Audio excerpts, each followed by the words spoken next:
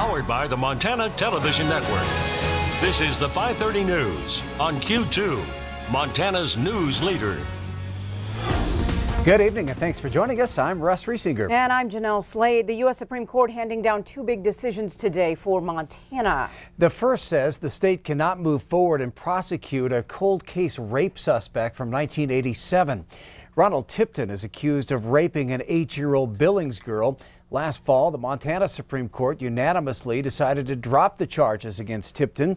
Montana Attorney General Tim Fox was hoping to overturn a 2003 Montana law that forbids filing rape charges after the statute of limitations has expired. Now, Tipton was charged with the rape after he was arrested in 2014 on unrelated charges, and his DNA matched the Billings child rape case.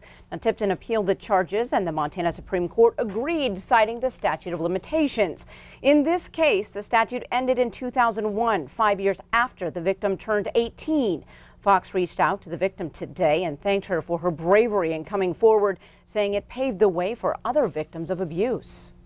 She, of course, is tremendously disappointed, but I thanked her for her strength and courage in going public with her story, which she didn't need to do, in order to encourage other survivors of violent crime and particularly sexual assault. I'm sorry that we weren't able to take this case up to the Supreme Court any further, but I'm tremendously emboldened by her example and her courage to continue to fight the good fight to protect Montanans and to help survivors. Now, another man, Jimmy Ray Bromgard, was convicted and served 15 years in prison for this crime, but he was released in 2002 after DNA evidence proved that he did not do it. Montana's law requiring that those spending money on elections disclose where those funds are coming from won a major battle today. The U.S. Supreme Court upholding the constitutionality of Montana's Disclose Act, denying an appeal by a group called Montanans for Community Development. Montanans for Community Development sued after the Disclose Act was passed in 2015, arguing the new law was unconstitutional restriction and burden on their right to free speech. The appeal going all the way to the Supreme Court, which refused to hear MCD's argument that only major purpose groups could be required to disclose to Montanans who was trying to influence their votes. Led the way for the last century in making sure that elections are decided by people, not corporations, and those that want to spend have to actually demonstrate where that spending's coming, and we'll continue that fight. Well, Governor Bullock worked with both Democrats and Republicans to help pass the Disclose Act in 2015.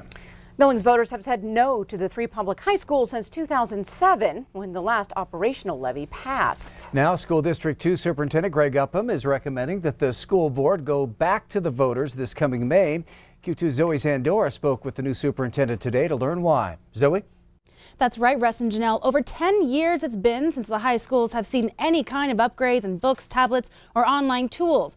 And Superintendent Greg Upham says now it's time. The levy would raise taxes up to $10 a year for homes valued at $200,000, which Upham says would allow the district to keep a pace with other high schools in our neighboring cities. He told me that most of the curricular resources are online, which is where a good chunk of the money would go.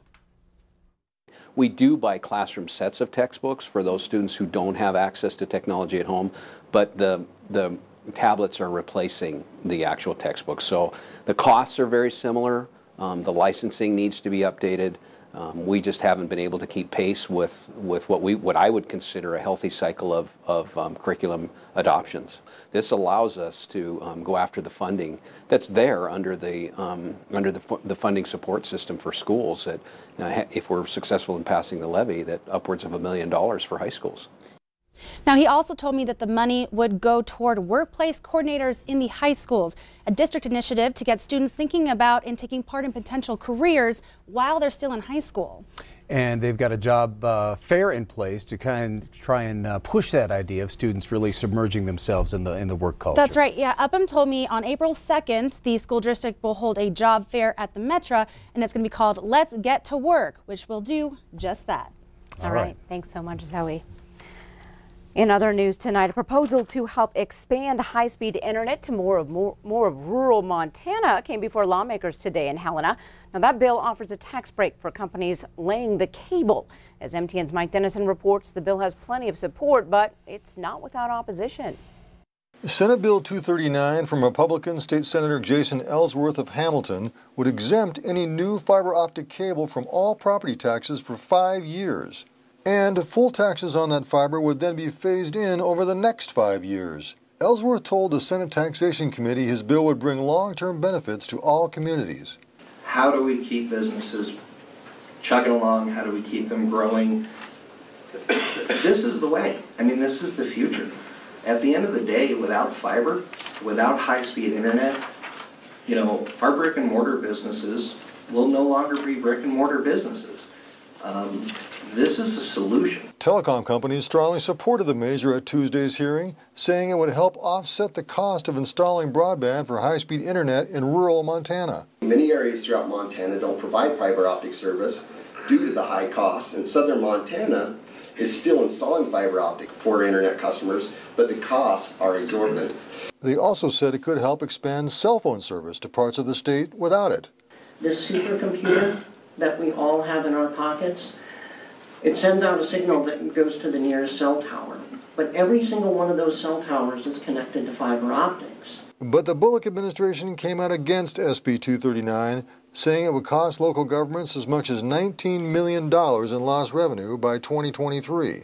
Local governments opposed the bill too, calling it yet another exemption, narrowing the property tax base that cities and counties rely on for revenue, and driving up taxes for everyone else.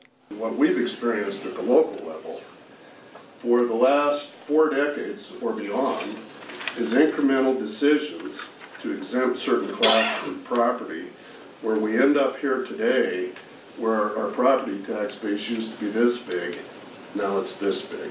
It's now up to the committee to decide the next step for the bill, which will likely see some proposed amendments. Reporting from Helena, Mike Dennison, MTN News. Now, the committee may act on that bill in the next few weeks.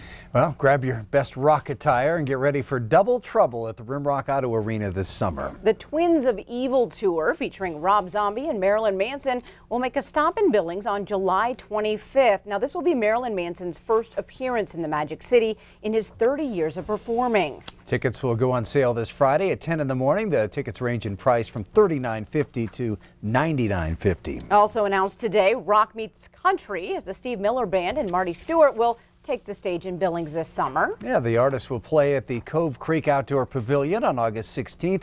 Tickets will be available online this Thursday, and you can find a link to those on our website, ktvq.com.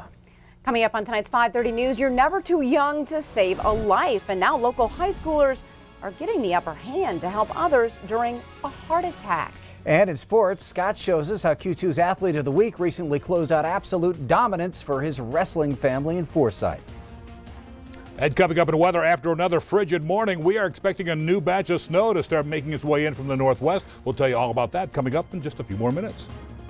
You're watching MTN News with Jeanelle Slade and Russ Riesinger. Storm Tracker weather with Bob McGuire. And sports with Scott Breen. This is the 5:30 News on Q2, Montana's news leader.